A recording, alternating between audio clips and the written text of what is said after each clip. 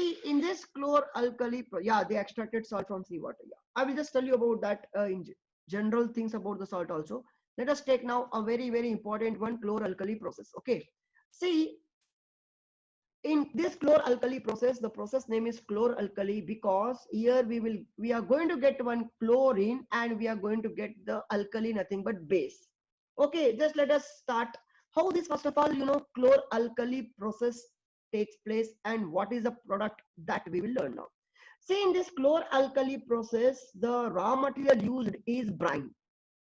Raw material used in this chlor-alkali process is brine solution. Brine solution, nothing but sodium chloride solution. Aqueous solution of sodium chloride is called brine. Aqueous solution of sodium chloride. Aqueous solution of sodium chloride is called brine. Okay, it's called brine. So this is the raw material which is used in the chlor-alkali process. So NaCl we will take plus water we will take, that is aqueous solution of brine. This is called, okay, aqueous solution of sodium chloride is nothing but brine here. So we will pass electricity. When we pass electricity through this solution, we will get the one alkali, that is called sodium hydroxide, and we will get in two gases. Name of those two gases are, one is chlorine gas and other is hydrogen gas. So this is what the reaction which is involved in chlor-alkali process. I will repeat it.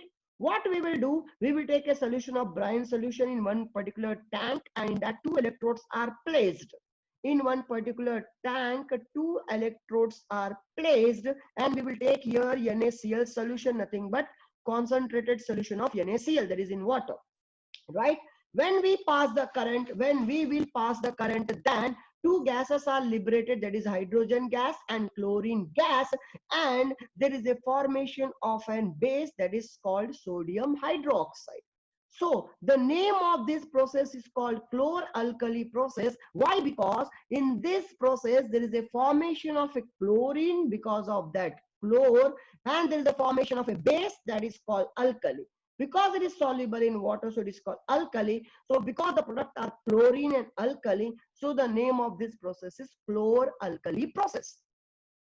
Okay, now in this process what happens, as the chloride is negative, so it will form at anode, and as hydrogen is positive, it will form at cathode. This anode and cathode, okay, chlorine will go at anode and hydrogen will be at cathode. Okay, and sodium hydroxide, they say sodium hydroxide is around the cathode. Sodium hydroxide is around the cathode. So I will repeat this process. Let us see.